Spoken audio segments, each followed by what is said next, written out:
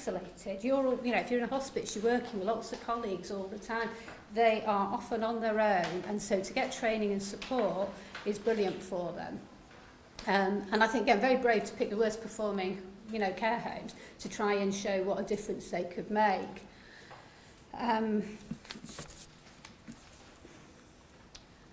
So what they found by doing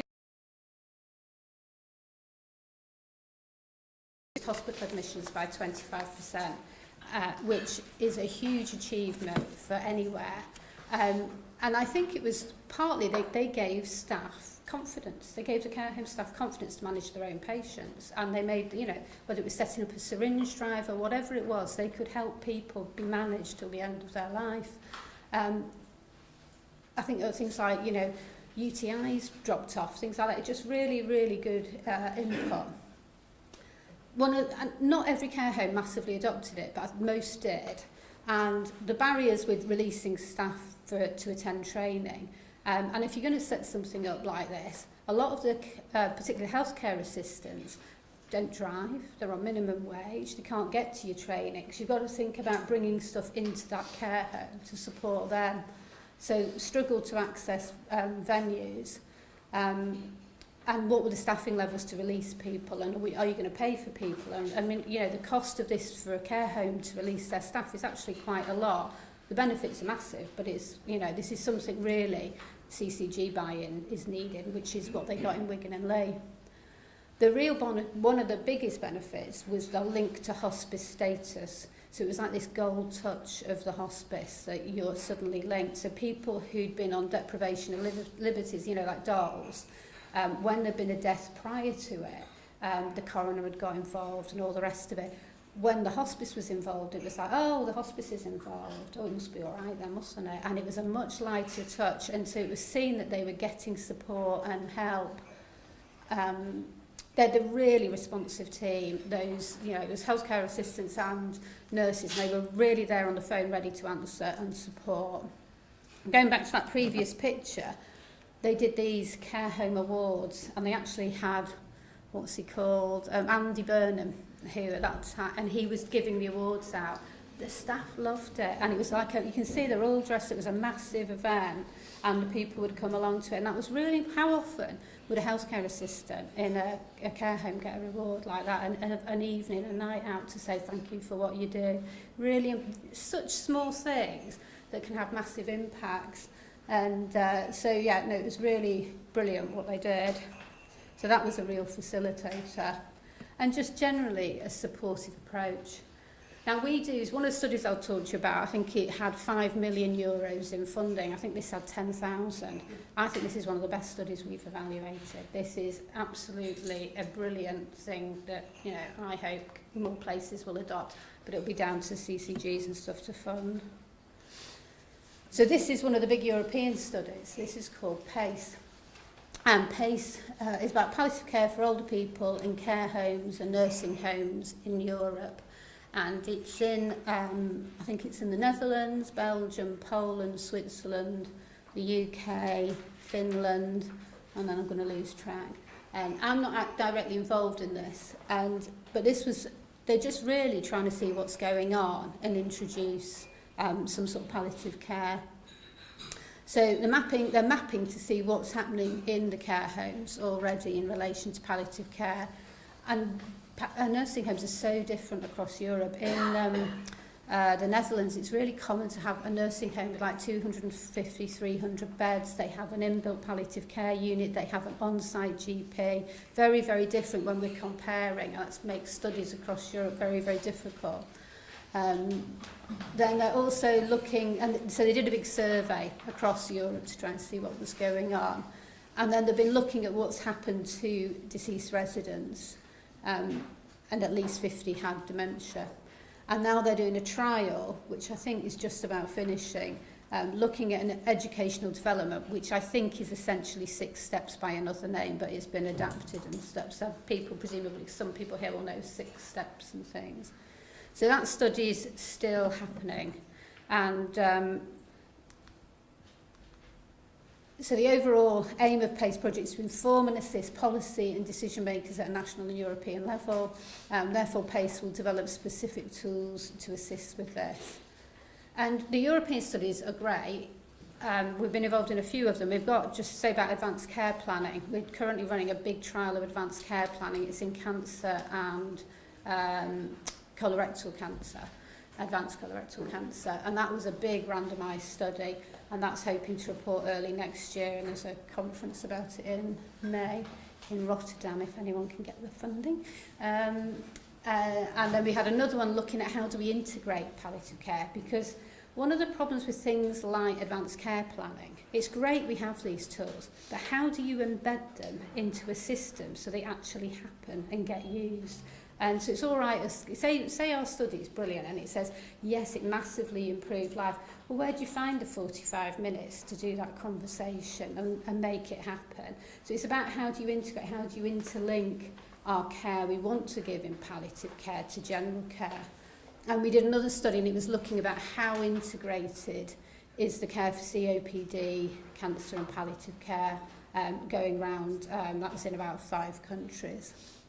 And based on that, we've been able to put in another big EU bid, which sadly wasn't funded. Apparently it's fundable, but not funded, to look at that. But we've got another one coming out looking at palliative sedation, which again is one of those things. We use palliative sedation. We see palliative sedation as something when, you know, everything's got too much. There's not, you know, we're kind of running out of options. We'll use palliative sedation. In some countries, they will make a conscious decision to sedate someone for a week. And so we'll wake you up at the end of the week and see if you still want to be sedated or have you died. So it's really looking at the ethical and more complicated issues, which is sort of Netherlands and Belgium. It's all a little bit subject to Brexit according to our contracts. Anyway, this is a study that, I don't know if any of you were involved with it. It was called Allicin. It was evaluating befriending services. Was anyone involved in it? No. So what happened was the Cabinet Office said they wanted to evaluate befriending services in end of life. And they put out, I think it was 1 million pretty much, and they offered it to hospices. And then we got a bit of money to evaluate it to see if it worked. And they said, we want you to do it as a trial. Now, it's very difficult, doing trials in palliative care, but in volunteering, when all the people working in it are volunteers, you know, you're not really getting doctors, nurses on the whole getting too involved in the volunteering side. So we had this fantastic couple of days at the Cabinet Office where we interviewed different teams, befriending services from different hospices, who came in and said what they were doing, and everyone was having a really fab time because we were all like, oh my goodness, we're at the Cabinet Office and we're all doing selfies, and it was really a funny day. And in the end, it went to these groups at the bottom, and we, as I said, we were going to evaluate this. And this was the team that did it. So Katherine Walsh headed it up. So Katherine and I are now the co-directors of the International Observatory on end of life care. Sheila Payne used to be the director, but she's just sort of retired. She just works 1 day a week doing research. Guillermo did our stats, and then Matt and Nick come from a volunteering group. So they kind of gave the volunteering input, and Matt gave some of the research he was one of our researchers as well. And it's really important to work with the people, the volunteers. So one of our problems was we wanted to do a trial. Who's going to do the consent? Now, I don't know how you'd feel about doing consent, but we were asking volunteers to do consent. And so we put on training for them, and we did mock consent training with them, and we did awful things like we'd suddenly throw in a joker card, and the person they're talking to has actually got early signs of dementia now. How are you going to handle the consent? And I have to say, our volunteers were absolutely brilliant, and they did run this study, and they did all the consent. They were really, really fantastic and did a great job. So the study was to evaluate the effectiveness of receiving care from a social action volunteer. Now, the word social action is in there because this came from the Department for Social Action at the Cabinet Office, but I think what we'd say is befriending. That's what we were looking at. Plus standard care, improving quality of life compared to usual care alone for adults in the last year of life. And we were looking for people beyond like the last 3 months. We wanted people who were still, you know, at home reasonably fit, you know, who were managing at home. We didn't want people who were sort of, you know, for terminal care, although people became terminal during the study. So what is befriending? Now, for us as researchers, it would have been lovely to say to everyone, this is exactly what befriending is, and you only do this because then we want to control the study. And, of course, it wasn't like that. Each hospice could do what they wanted as befriending, and they had a whole range of things they did as befriending. Right from just the fundamental view of what is a befriending service. As a volunteer, am I your friend or are there professional boundaries? And we had a real divide in our hospices. So some people really saw that they were a friend, they were a neighbour. It was very much a neighbourhood support scheme. Other people saw there was distance. I will only do so many things. I don't want to get too involved. And, you know, really very, very different views on what befriending is. So for some people, it might have been a really heavy, in-depth conversation. For other people, it might be to say, I can give you a lift to the GP. There was a whole range of things that it could be. And we weren't going to limit them. Yeah, it was for them to say, now that for a research is very difficult, but you know, you can't limit what people do, and you get down to an individual level. Even if the hospice had dictated it, you know, the individual is going to do what the individual does. And we also looked at what training all the hospices gave, and I think the training ranged from a day to 14 days. So you can see, again, there's a massive variation in how all these things were enacted and what people saw as befriending. Practical support often came out as something that did happen. So it might be taking to the GP, it might be walking the dog. Now, walking the dog is the difference between walking the dog and not having a dog. So that's massive. You know, existential conversations and being alongside with someone at the most sort of times. You know, for my mum, it would be having your hair done. That would make her feel like a human being, or getting her to the hairdressers. And I think that's what's really hard to capture in this sort of research. It doesn't sound a lot, practical support, but it's actually huge. And there was one guy, I think it really was the difference for him keeping the dog or not. And, you know, these things mattered massively to people, not surprisingly. So it could be signposting services. The volunteers were aware of what was available in their area, and they could then, you know, tell people what you might want to go to the day, see if we can get you into the day therapy unit, or there might be a breathe easy group, you know, if you've got breathlessness problems, and they could help people find what they needed or direct them to people who could help them. And so there was a lot of that going on as well. So now we're coming to a video, Jane, so what's going to happen there?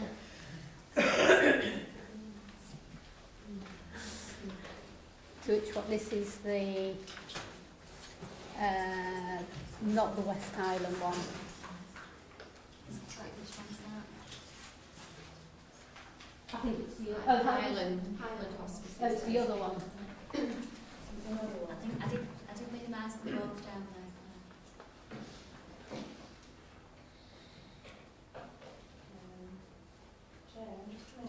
I thought you'd get bored if you just heard me all the time. So this is a video just showing a befriending service that someone set up to give you an idea of what it might look like.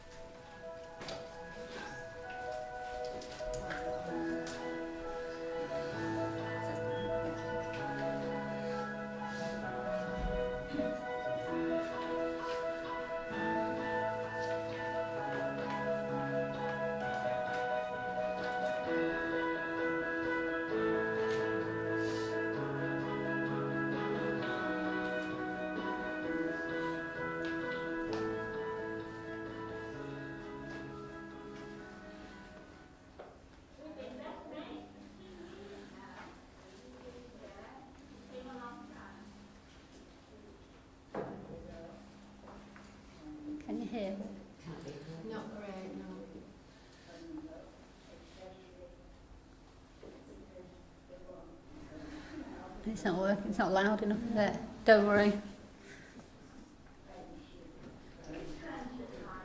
I mean, I think what she's talking about is basically, it's the friendship between them and the massive difference this makes to a woman who isn't visited, who hasn't got people coming in, and just, you know, how huge this was to her and how important it was to her. And I think she's about to turn 100. And, you know, it's a long time since I did any nursing in the community, but I can remember people I visited, and you were the only person who went through that door. And, you know, it is, we forget about that, don't we? And it's truly shocking.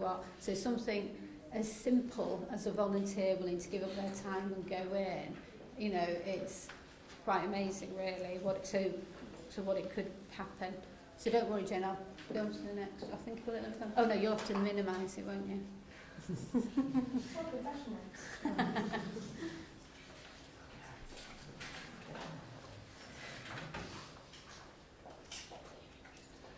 You don't understand that, really, do you? Do you want it from the beginning? You can do, yeah. Or when it starts with those two talking, maybe.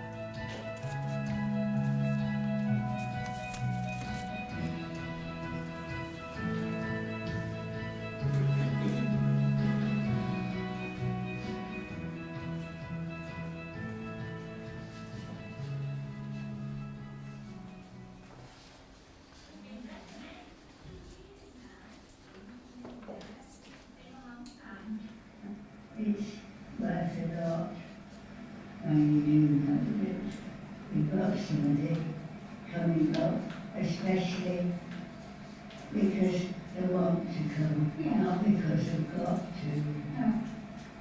It's friendship, I suppose. It's friendship, Marjorie. I think it was what you needed, and it was what I needed as well. I know. Yeah. I know I needed it. And it seemed like something falling from heaven. I did have a guardian angel. Yeah. That's all everybody needs to do, especially when you get old. 99 Observatory. 100 next July. Yeah. Yeah. If I get there, half of them want to, the other half doesn't. It's a time of your life when you must in everybody's life when they need to meet somebody who they can really talk to. And that's what's made, I think, the both of our lives. It's made a big difference to my life coming here to see you. You don't understand that really, do you? Because I'm moaning in it. It's easy to feel like crying very often, but if you can just find something to laugh at, it makes, and somebody's laugh with. Yeah. Well, we've done both, haven't we, really? Yeah. We've cried together as well, haven't we? So, yeah. Then we pull ourselves together and, yeah. And when you can sort of be not unhappy exactly, but not satisfied with what's going on, and then you can't do anything about it. Well, it's frustrating, isn't it, when your mind's still so good and such a terrific memory. It's frustrating for you, isn't it, that gets you down when you can't do the normal everyday things, isn't it? It's nice to have. That's why Brenda I can talk to, because we can agree together, and it's necessary that. Yeah, we don't come to blows, do we? No, not yet. Give it time. We share sometimes, and we still don't come to blows. No. Now we can drink. Yeah. That isn't Whatever it is. Yeah.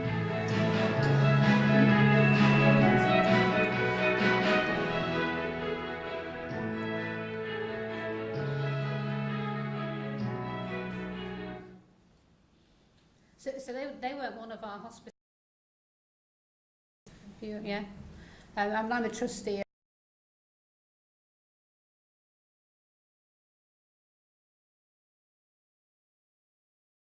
Befriender and is the person tea trolley, or you know, sometimes it can be.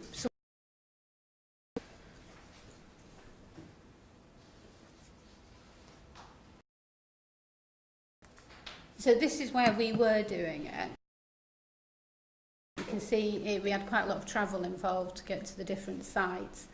But the unusual one was Aquarius in Birmingham. It wasn't a hospice, it was the only non-hospice group offering the befriending service.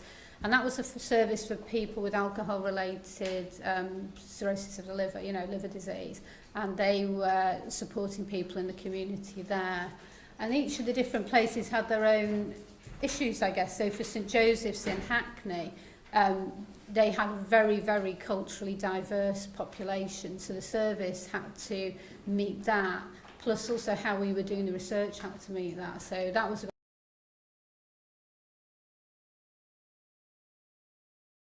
to, you know, come alongside St Joseph's to get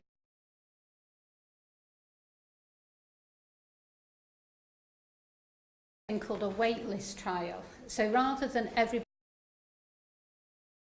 because I think it would have been quite hard for the hospices to have said, well, only half of care is quite literally, you know, life-changing.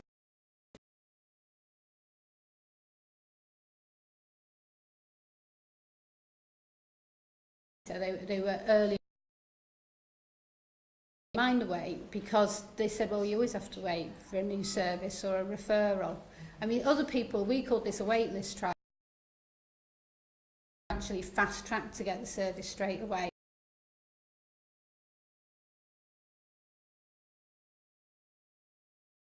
We've got 4 weeks of data on people where they're just carrying on as normal, and we can compare that data to the data from the people who were getting regular visits and things like that. And so we were interested in their quality of life predominantly. So, how old do you think this are? 72. Oh? I think it's something like, it was at the time. I think they're older now, but I think they're about, I think something like 71.8 or something. So yeah, bang on. And that was the average age of our participants, which was actually, so I said again about age. So this is, what happened was, someone I think might benefit from the service. And this was the age that people were, they reasonably young, but 44% of people were considered as needing a befriending service. Predominantly, it was almost 50-50. So on their own. And 36% were still in a partnered relationship, so they were living with a partner at home. So they had someone at home, but still felt lonely and isolated. And I think that's, again, a message probably we all need to hear. And probably, some of us might know in our own lives or in friendships or whatever, that just because you're with someone. It was more women, which I've had another project that ran a few years ago called Men in Sheds. I don't know if you've heard of that, but it's sort of something similar, but it's for men to work alongside doing something in a workshop, which is men are much more likely to join something like that than perhaps a befriending service. And we still had quite a lot of people with cancer, which again isn't surprising. Any sort of palliative care service is likely to get people like that. More hours of volunteer time means there's more impact from the volunteer intervention. So we couldn't say how long you should stay for, but the more contact hours people had, the more likely it was to improve their quality of life. And so for some of the sites, they were doing a lot of telephone consultation rather than actually visiting and being with someone. But overall, that's one of the things we can say, was the being with somebody and visiting them and spending time with them seemed to be the thing that made the most difference. On the actual trial, from our primary endpoint, which was the quality that might have been, but like I said, more hours people were with them. What we also did was we interviewed them. We interviewed the people who were receiving the service, we interviewed the volunteers who were doing the service, and as you can imagine, that was overwhelmingly positive, quantifiable findings to back stuff up. And that's why they'd had this push and said it had to be show and improve. It's really, really tough because everyone's deteriorating. But the qualitative study did show an improvement. And this is it looks like a very complicated graph, but what it actually shows is the people on the wait list than the group who were on the wait list, the ones who were in the control. So rather than thinking, have they got a better, improved quality of life from improving the service, what it showed was it slowed the decline. And that's been actually quite an important finding for us in how we design future research, because we're always trying to say we can make something better, but actually maybe what we do is just make things not go as badly, you know, or it's not going to deteriorate as badly. So maybe that's, you know, and that's kind of in our head with all palliative care services, isn't it? You want, people are going to deteriorate, people are going to die, but we're with them during that journey. We're trying to make that as good as it is and maintain function and help them throughout that journey, whether it's emotional, whatever. So if we can slow the rate of decline, actually that's a good thing. Now these are things which were about the measurement tool we chose, because again, it's how do you measure benefit of any. As I said before, it had to be culturally sensitive. That didn't get answered, or like intellectual functioning, and people didn't want to go there. And I think that is, you know, it is something people are trying to address in palliative care research, but maybe for this population it was actually more of an off-putting question, but it was part of that questionnaire. It needs to be brief and straightforward. And some of the research we showed for this kind of research. But I think all of this you can apply to doing any research in palliative care. We've got to be culturally sensitive, it's got to be multidimensional, it's probably going to be multidisciplinary, and a brief. If you want to do palliative care research, you can't set an endpoint, and you can, because our populations are deteriorating. And by just the sheer population we're working with, quite a few of the population, if you do research, are going to die during it. And if they're not dying, you've not got the right population. What were other indicators that you could do well at social networks? Not surprisingly, people who lived alone, they tended to do better as well. They got a better outcome. The older somebody was, and if you think listening to that old lady, you know, nearly 100, how many of her contemporaries would have died? You know, her friendship group's gone, really, and so her, you know, she's looking at the next generation, really.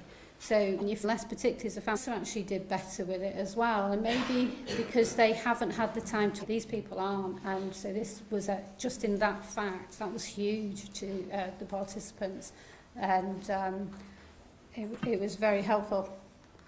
And this, sorry Claire, so this is another video. The first bit, if you feel brave enough, Claire, you can get it to volunteer. It's the Highlands one. Yeah. Lots of people in their own communities, from a social point of cut up in their conversation and being there, listening to how life is in the last year of life. Now, it doesn't mean to say that the person's definitely going to die in the next year, but it does mean that the people that will be referred, their GPs or their carers, wouldn't be. I was advertised and I thought that's just absolutely perfect for what I would like to do. And I've got an elderly mum and dad who I try and help as well, but I felt that I wanted to give something more. When the Helping Hand service was described to me, I just thought absolutely, it just clicked with what I felt my characteristics and strengths were. So doing to support and strengthen the community. So, I mean, I think that's just the message really, probably again feeling isolated and stuff.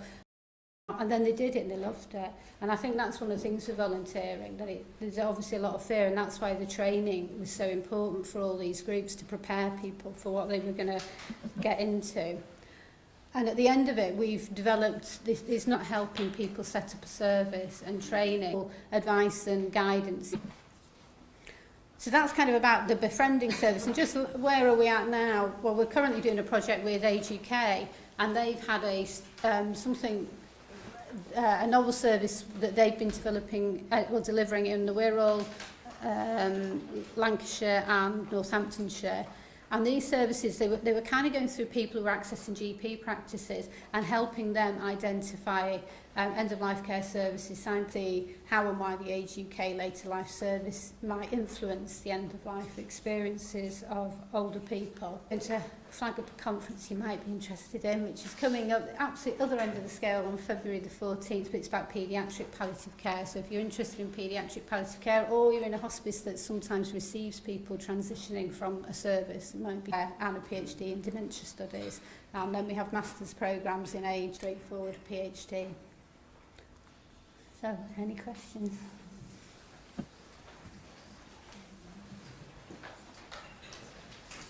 Yeah. Are there any research projects going on in hospitals? Because I'm a researcher in Allicin Hospital. Call on specifically to see if there's anything that we could do, link up with, to do with them. Yeah, the research we're currently doing in older people and dementia is all care homes or community. The research, I'm putting in research grant which is about COPD, and that is going to be embedded in the hospital. So it was a really good service Preston Hospital were offering. And, you know, people with COPD, they have, like I said, they're in and out.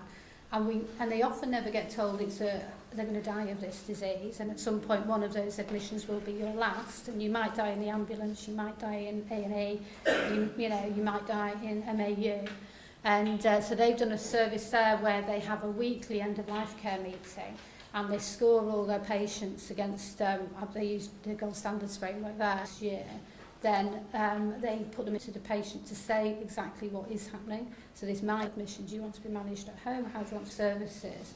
Because when we did the integrated care study, what we found was the hospital sends out its letters and it comes down, and the community, there's nothing going up in what the shop. The L for clear is level of exacerbation. Part of the doctors and often the lung nurse specialist to have those conversations, and R is continuous review. So it was a real shame it nearly got funded as a big EU study, but we're putting it in for a UK study. So that one, that will be. And the advanced care planning was in the hospital as well, but that's finished recruitment now. But that was a huge study, and it recruited, I think it was nearly 1,100 patients. So it's massive for a palliative care study, and if we get clear funded, I think that's going to be 1,500. So these are huge studies to really try and. But I'm more interested probably in hospital, late, and they come in, they'll do a full conversation, and also, to be honest, at Preston, they've saved huge money by there's been less people going into intensive care, because once you get someone into intensive care. Especially for minorities. I don't know if they do in Manchester, they weren't part of our study. But I think St Anne's have in St Anne's, but it's a bit further out, isn't it? We did do some research with the Chinese community in Manchester. And what was interesting with them is they don't actually want to attend hospice. They see it as a place of death, and culturally that is inappropriate, and I wouldn't go there. So something like a befriending service or home care service is much more appropriate. And thinking about the terminology we use again. So again, that was down to the individual hospice, and some they covered it, and some of them in the training referred them into it. But peers often have very close bonds between them as one, or we get to know people. But I think one of the problems for all hospices is, again, they work in isolation. So it's a bit like the care homes, and also you're slightly competing against your neighbours for the money. So how much do we know? Brilliant, because it's just the normal people who work in a hospice getting together, or wherever you work, and you can share it. It's much more tricky when we're thinking. We have a really active patient participation group, and they were really keen to look at something like this, but when we actually went into the details of how we go about it and the training and things, and you've got to fund DBS checks and all this and the other, it just was such a mountain to climb. We had to give up because it was just, we didn't know where to go. And I think there are amounts of people out there like those patients who would really love to do this, but we just don't know where to get the support. So I think, and I sort of say to Kim that really in a way, if we could get the support locally, we could take that forward. We just need that little bit of maybe the funding to get the DBS checks or that sort of thing going. And I think these would just mushroom. It's a really good point that about some of the barriers that are there in terms of getting these things off the ground, and I guess that's where, as a wider system, we need to have those conversations, because it's great, and everybody I think can see the value of those things. So many positive outcomes for everybody, the communities. But yeah, before you get there, it's kind of wading through all of that bureaucracy, which is a big barrier. So I will take that on board in terms of when we can download the toolkit and take that back to the GM Hospice Forum and the wider forums that we're engaged with. Well, I think it'll be out within a week or so. It was literally so close, but it wasn't quite ready. There's some logos, not right. Well, but a GP contacted me, I think it was about last month, and he'd had a couple of really bad deaths actually, and he said, and you know, we have this thing, we're trying to encourage people to die at home in the preferred place of care, but actually you can end up with quite a difficult situation.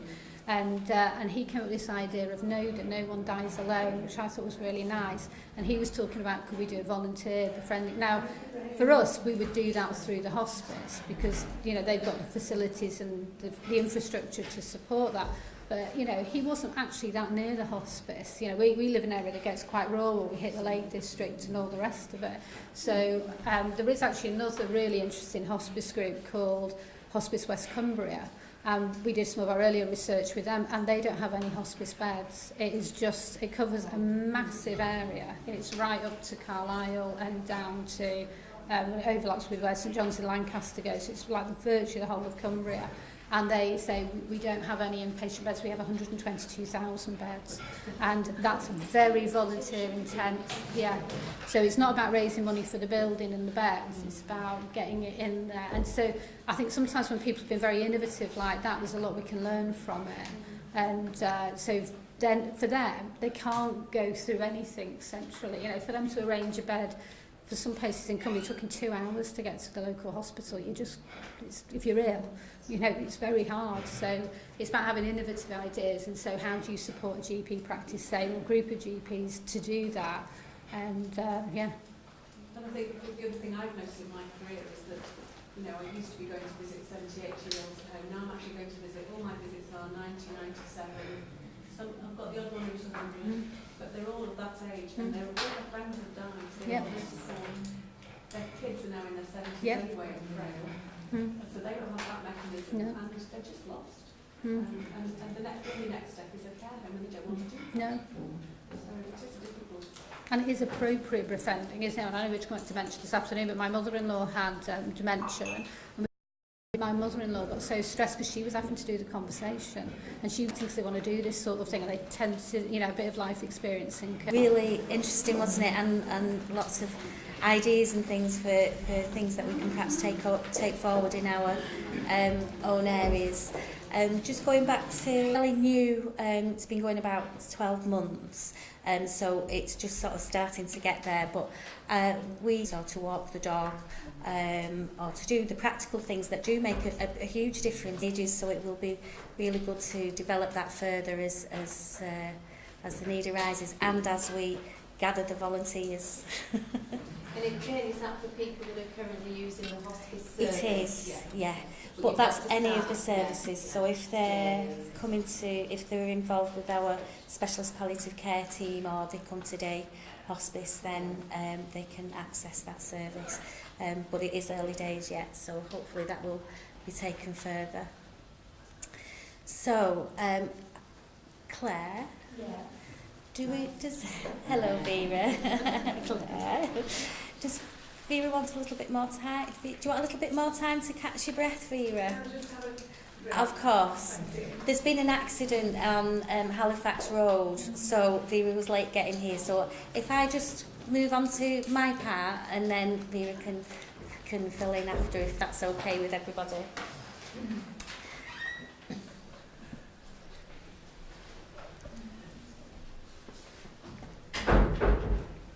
I think it's Claire, it's here.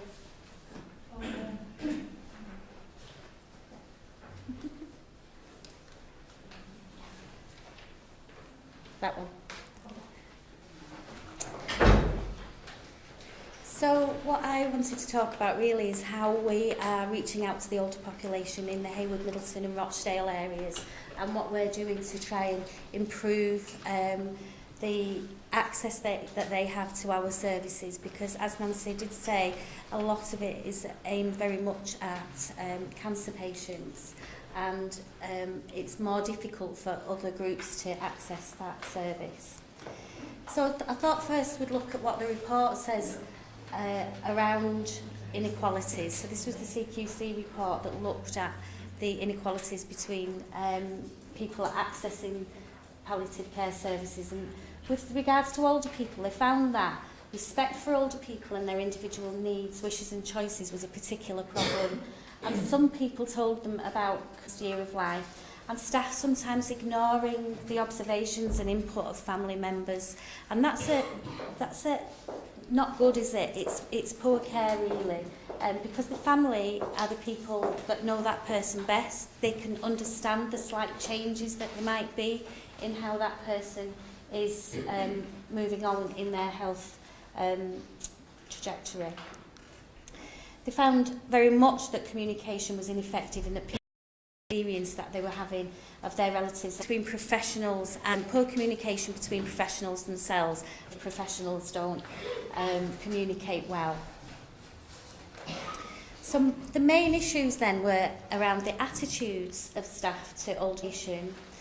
Found that older people were identified, and this is often because it's quite difficult to predict, isn't it, when somebody is signals to start end-of-life conversations. And from the public's point of view, there's just a general lack of information. They don't know about all the different services that are available, and they don't know that they can start these conversations if they want to. So I thought it might be useful to do a short case study, just to sort of get us thinking about the older person, multi-comorbidities. So here we've got Joan. She's 93 years old. She's very limited mobility and eats reasonable amounts. She requires assistance to wash and dress, but what I'd like you to think about is... No? Okay. So, if we're thinking about the North West End-of-Life Care model, I'm sure most of you are very familiar with it, but for those of you that aren't, when somebody is given a diagnosis that's incurable, if we just, you're sort of at the start of this point of the triangle there, and from that point up to the first green rectangle can be weeks if it's an advanced cancer that's late diagnosed, or it can be years if it's somebody with general frailty or with a dementia diagnosis. But at some point that disease becomes more problematic, it becomes more difficult to manage, and this is when you might say that they might be coming into the last 12 months. So you can see there that the box number 1 is around advancing disease, and then as they become more problematic again, when they may be having more hospital admissions, more frequent GP visits, repeated infections, then you can possibly put them onto the increasing decline and then move into the last days of life. And the model also looks at support through the bereavement period. Not that it just lasts a year, because we all know that that's not true, but certainly the first anniversaries and Christmas and birthdays and so on. So that's the North West End-of-Life Care model. Where do you think Joan might be on that model? 1 or 2? Yeah? Okay, so if we have a look at her a little bit further down the line, she's started to have repeated infections, she's becoming breathless on exertion, she's eating less and finding it more difficult to mobilise. She's stopped watching TV but continues to read. She enjoys having a family around, but she doesn't really want to go out as much. How would you code her now? A 2? Yeah. So Joan's actually my mum, and since we started doing this exercise a couple of years ago, she's 95 now. And the thing with her is it's what's sometimes commonly called a creaking gait, in that she will move along here. So she's been 1, she's been 2, she tickled around in 3 for a little while just before Christmas. She went back to 2 and 1, and now she's definitely in 2 again. So she's been moving around, and I think when I talk with doctors around the older population, they'll say, well, all of our older population will need to go on the register then. But I think it's more about responding to the needs, and it doesn't matter if they're on there for 5 years. I hope she is. But what matters is that we respond to the prompts that come along with the model, that we make sure that we're having conversations with that patient, with their families, that we make sure that we're talking between our different organisations, with the district nurses, with the community matrons, with the specialist palliative care teams, that we're all working towards what that person wants, that we make sure we're having advanced care planning discussions with them at the appropriate time, that they've had a discussion about resuscitation, is that appropriate, and when it's appropriate again to get the anticipatory medications in. So it doesn't matter if they're on that scale for years. What matters is that we've all worked together to make sure that when she does go into number 3, that we've all worked together to help support her and me for when that time comes along. Does that make sense to people? Yeah. Okay. So how are we addressing this in Heywood, Middleton and Rochdale? Well, we've been working with several GP practices, helping them to identify their older population that may benefit from palliative care services.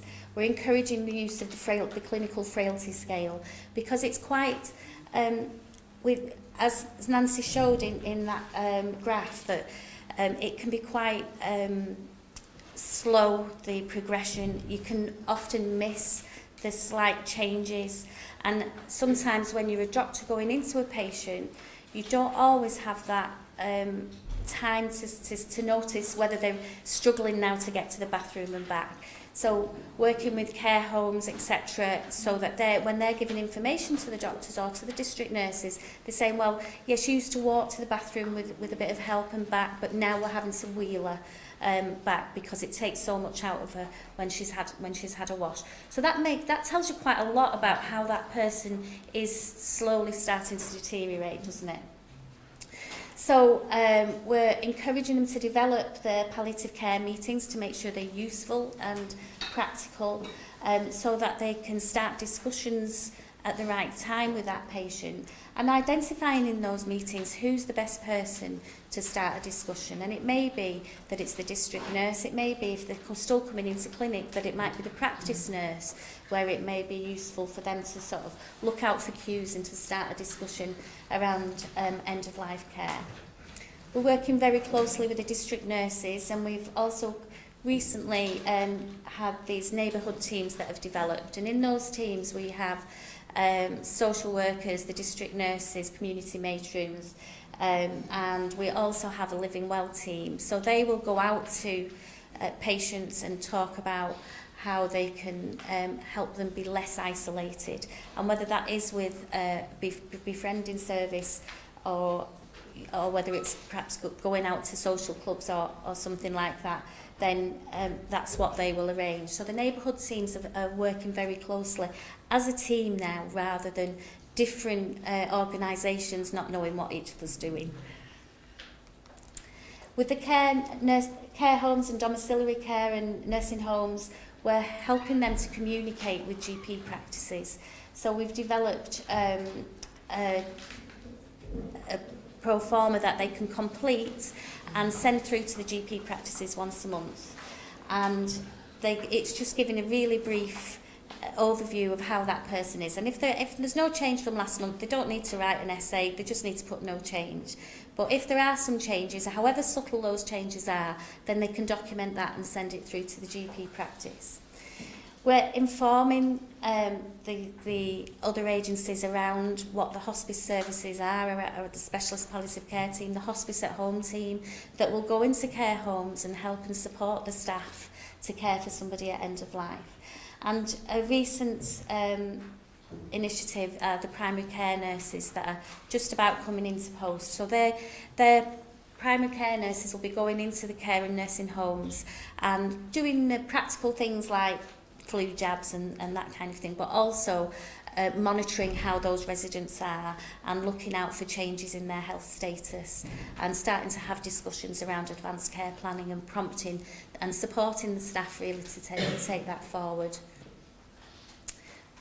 Education and support. In this area we have the palliative care education passport, and we aim to train all health and social care staff in the borough, and we different to the ones that you were saying before, Nancy.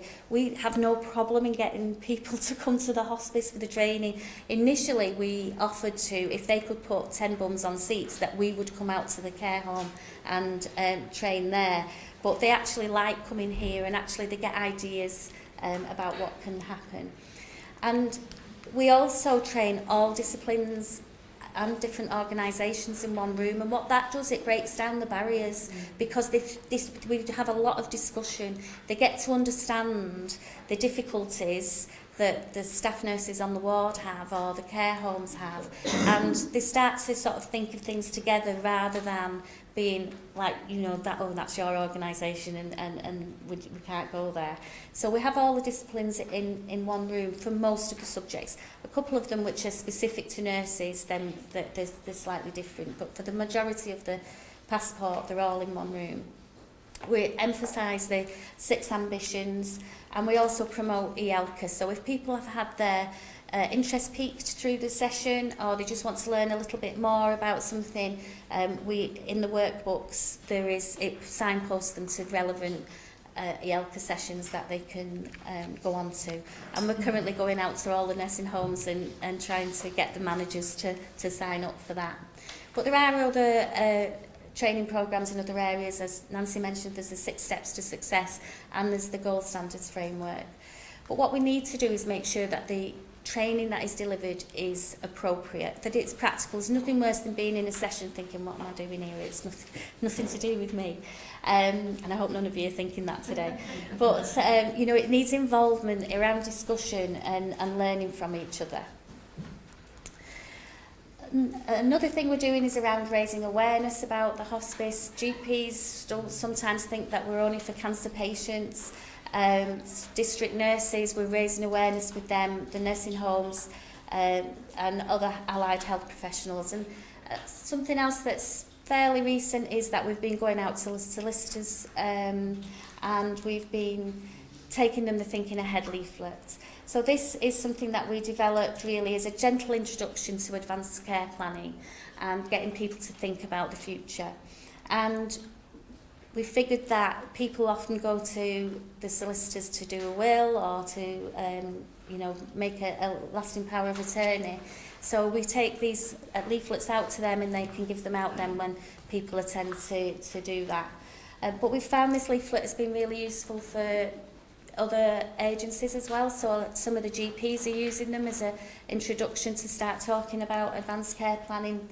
Likewise, the district nurses, the care homes are giving them to their residents when they're being admitted, so that they can start to think about it, and they can use it as a conversation starter. We know you've only, you know, just arrived here, but in a few months we may well want to talk to you about what kind of care you might want as you grow older. We're also reaching out to various community groups, so we're going out to all sorts of groups really, the church groups, the dementia groups and so on. And we tailor things depending on what kind of group we're going to. But we create discussions, and I've put some cards out over there that we use, the Grave Talk and the Conversations for Life, that we just start a general discussion in the groups. And then from that discussion then we can move the conversation forward, and we talk about advanced care planning.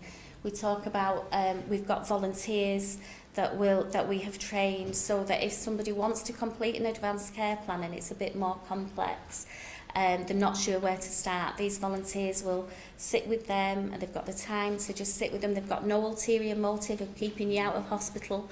They're just there purely to facilitate somebody to complete an advanced care plan. So we've got a couple of those trained up, so we're telling everybody, you know, that they can refer to us for that. We talk about common concerns about end of life, and that might be the symptoms, it may be the psychological aspects, but we will talk about whatever they want to do there. We tell them about hospice services. Again, you know, they're not sure what we do. Everybody just thinks that you come into the hospice and die and that's it. They don't know about the other services that are provided, not only here but in other hospices as well, and the community service that we have. They often want to talk about resuscitation and hydration and nutrition and this kind of thing. So we have, you know, we'll just take it wherever they want. And another thing that we're promoting is around written legacies. So when I was a Macmillan nurse, we often would talk to patients around creating a memory box, but quite often that was very late stage, and they were often too poorly, too fatigued really to do much about that, and it would then often end up doing it as a way through bereavement with the children. So we take out various books, so I've got some samples over there if you want to have a look at lunchtime. I'm not selling them, you can just get them on Amazon. I'm not a book salesman. Because people, the one thing that they really fear is around leaving their families. And this, by providing a written legacy, it's a way of still being there, isn't it? Without, even though you can't be there physically, you can still be there to support people after they've gone. So some of the facts then there are that end of life for all groups will not improve without meaningful, effective and interactive education for all professionals and for the public. It's no good us all knowing all this, is it, if we don't get the word out there. The services really need to work together and to learn together so that we can break down some of the barriers. And people can't make advanced care planning decisions unless they've got information around what they can expect, what services are available in that area, and how their families as well can be supported. Thank you. Have we got any questions?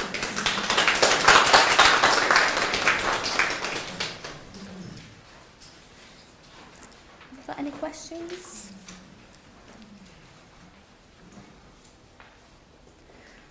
Okay.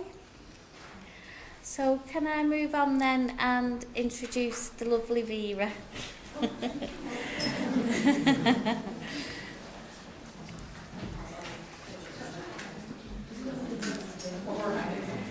So, thank you, Vera. Vera's just going to talk to us a little bit about giving an insight really from an older person, and how some of the difficulties that people have in accessing services, isn't it? Yeah. Okay. Really, yours would have followed nicely, wouldn't it? It but will. never mind. Never mind. Thank you. Hello and good morning. Good morning. Sorry I'm late. Fortunately and unfortunately, the accident on Halifax Road, there was a fatality and it closed the road, and well, so you feel lucky, don't you? However, what I would like to is confirm what Jane has already said, and I'm speaking really on behalf of older people, usually around the age of 80 plus. Because I feel that younger people have the whys and wherefores to be able to access services themselves with help. Most of my work, if I like to call it that, was as a volunteer with AGE UK or Age Concern and the Women's Royal Voluntary Service. And although it was voluntary, we did undertake very serious and many lectures, training, so that we could support these services in general. However, when Jane asked me, I thought, good gracious, where do I start? The list was endless. However, I've just selected a few of what I think are important areas, and here we go. How do we, difficulty in accessing care? Often it's a gatekeeper, as I like to call them, a very well-meaning receptionist or manager, something like that. But they are there to protect those people, but sometimes you feel as though you want to push them away and say, come on, this is what I want, however. And they often take for granted older people wanting services. Can they hear? Can they see? You know, they just take it for granted that And also they take for granted that you know what IT is. And that is a big stumbling block for people in their 80s. We haven't been used to going online or accessing information through computers, etc. So that is, again, a big stumbling block. But even mobile phones. I have a mobile phone, but I find it difficult to use because the ends of my fingers are clumsy. And I often press 2 digits instead of 1. So therefore, I don't like using it, and I prefer my landline. And that applies to lots and lots of older people. When you say, well, can I have your mobile number, please? Well, I haven't got one. Why? Well, I prefer a landline. Because why? Well, I'm old and I've got infirmities, etc. But it's taken for granted that we can use those simple, everyday things. I think everyone here will have a mobile phone, won't you? But, and that is the way forward. And I think that's great. I'm looking here now and thinking, right, one of the highlights, GP's appointments. Oh my goodness. Even younger people have problems. But for an older person, when you're 80 plus, it isn't, you're lucky if you don't have a health problem. So you're not really going to the doctor because you want a party or anything like that. You really need help. But how do you get that appointment? Well, you ring up, it's engaged. You ring up, it's engaged. When you get through, sorry, try again tomorrow. Oh dear, that is one of the real difficulties older people have. And in general, older people don't get up at 7 o'clock.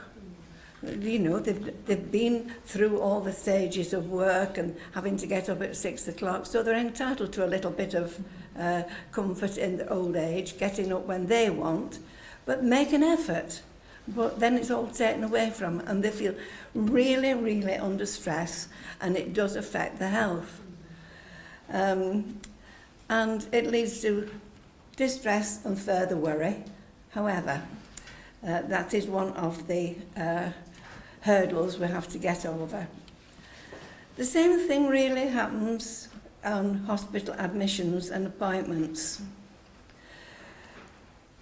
Locally, I'm talking about Rochdale here, when we were promised transport to hospitals and different hospitals were designated for various consultants, etc. Well, it sounded great, but now to get to that hospital is a big worry. And it's not just hearsay, it is a fact. And I can just quote a neighbour who had been offered consultancy, I'm talking again about Rochdale, to Oldham. Well, could she have transport? No, I'm sorry, because you can walk. That lady is on a pension. So how does she get there? She finds it difficult to access the bus because of walking difficulties. So she took a taxi, and that taxi cost her £20 each way. It might not be a lot of money if you're working, but take it out of your pension. And it is quite distressing and can lead again to further health problems. She might have had to deprive herself of food, etc., to pay for that taxi. When we were promised that, there'd be no problem with having transport. It hasn't happened. So transport again is a big problem for older people, not just to access the services, but in general.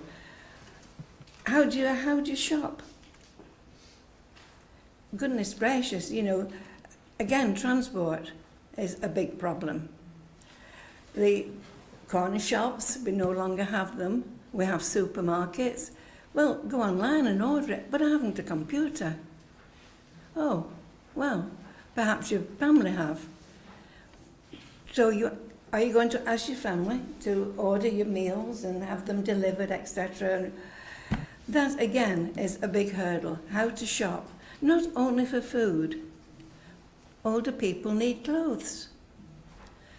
You might be surprised, but again, where do you shop in Rochdale for clothes? You've only, that affects everybody, not older people. I think there's only M&S where you could probably get everything that you may want, or if you don't like it, well, you put up with it. And again, it's a hurdle for older people. Rochdale is hilly and have great difficulty with mobility and getting around. But the powers that be think it's great. And we have to abide by their decisions. Another example of obtaining transport to hospitals. An example was an older lady. She did live with her son, but he was a night worker, and she had a heart problem. This particular night, she did have to call the ambulance, and she forgot her handbag and key. The following morning, she was able to be discharged. She was in her night clothes. How does she get home? Was transport available? No. Now, Margaret will talk about dignity, but where is dignity there? You're in your night clothes. Well, I'm sorry, but can you ring anybody to arrange your transport? Eventually, she did manage to get through to her neighbour who had a key, and the neighbour kindly arranged for a taxi to take her from Bury to Rochdale. And assuming that she could afford it, she did pay for the taxi. But that was a health problem. And there was no way that she could get home on the bus, or alternatively, she didn't have a car. So again, that was great. She was really, really distressed. And that is not an isolated case. We can quote many, many cases, including men. It's not just women that have this problem. Men also face the difficulties of getting around. Which also leads to finance. Finance isn't just money in your pockets. I don't know whether you're all lucky enough to have a bank or a building society where you live. So where do you get your money from? Where your pension, yes, is paid into your bank probably, but they've been taken away from the local high streets. They're even going to be taken away from the towns. Where do you, well, go online, but we haven't a computer. So, it's that again, maybe they've made the will, and that's good, but have the solicitor mentioned that, have you put anything about the cost of a funeral, that sort of thing? What a worry. People have passed away, and that alone is upsetting, but not to be able to pay the bill is also upsetting. And I don't know whether you're aware or not, but many, many undertakers, you can pay it so much a month and so much a week. How distressing for that family. And also, you look at your friends. You had lots and lots of friends when you were 80 and working. Where are they now? Unfortunately, they've passed away. So life itself is quite lonely without having the barriers to help make it much easier, healthier, and, what shall we say, enjoyable in our last years of life. And I think probably I'll leave it there, and I hope it has just confirmed all the good work that Jane and her staff are trying to do. But I do assure you that we do appreciate the help, but if we could only be a little bit more understanding, patient, and help us to obtain those services that we find very hard to overcome. Is that okay, Jane?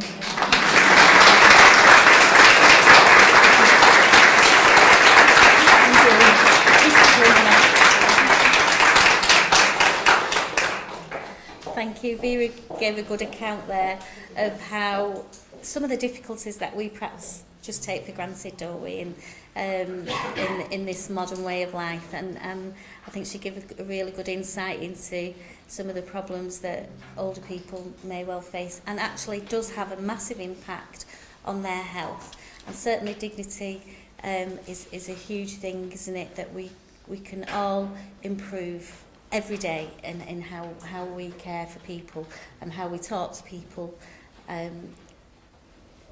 as you know, especially as they're getting older. Are there any questions before we finish this morning's session? Anything else popped up for Nancy, or? Yeah, you know your befriending service then and stuff like that, Mm-hmm. Can patients self-refer to that? At the moment, it's quite early days, but at the moment, it's just for people that are already accessing hospice services. So if they come to day hospice, or if they're known to the specialist nurses, or they've been in, you know, for symptom management. But there is also another befriending service, I think, that's held in the community. And the Living Well people that are involved in the neighbourhood forums will refer them to that service.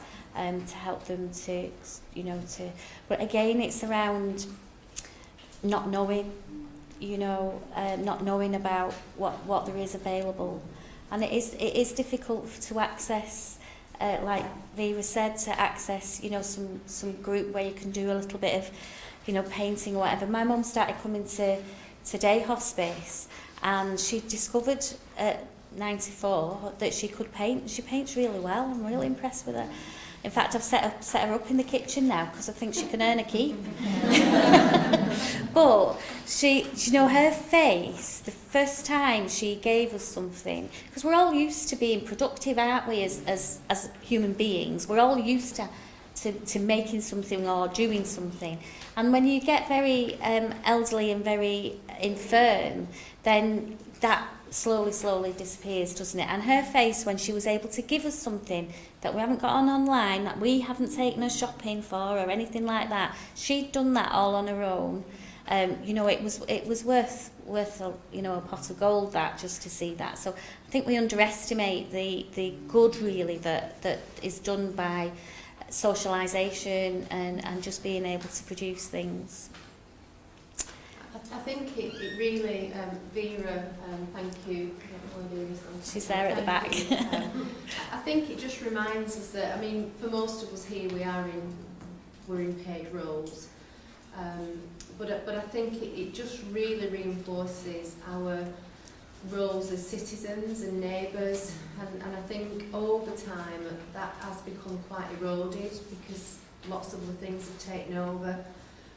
But actually, it is so important, isn't it, to know our neighbours, to understand who we've got living around us, who we could make a difference, whether it's through your local church or, you know, other groups, or just popping by and knocking on someone's door. And that actually doesn't cost a lot. No. It doesn't cost anything, in fact, maybe some of our time. And I think sometimes we are just so busy doing what we're doing, and we do have very busy lives, but actually when you sit down at the end of the day, sometimes you think, what have I actually done today? It's been very stressful. I know I've been really busy, I've been at work for 10 hours, but actually, how has that made me feel as a person? And yet you can do one little thing for someone else or with someone else, and it can just make you feel so much better. And I just think, you know, listening to Vera and hearing what Vera has to say, it's just a reminder that actually sometimes we just need to take that extra step to say, is there anything I can do for you today? Would you like me to help you with that? Because I'm also very aware, Vera, and I think you're probably one of these individuals, that older people want to be independent. they don't necessarily want, you know, to be wrapped up in a blanket all the time, but actually it's about knowing what people need and how we can help them. So that's really helped me today, just listening to you and thinking actually it is just about asking a question sometimes and reaching out to someone locally or, you know, in the street or in the shop. Or Yeah, thank you, Kim. Is there anything else? I mean, it's a bit like exercise, isn't it? You know, once you start, you have an absolute blast. Yeah, it's just getting there. I don't think it's my day off today. I just have a blast. Yeah. I really enjoy it. So it's about just finding the time, isn't it? It is. You do find it. Yeah. Very much Yeah. Okay then, so we're going to have lunch shortly, some networking I think at lunchtime. Please have a look at the dental health team over there, Riz. They're doing a lot of work with us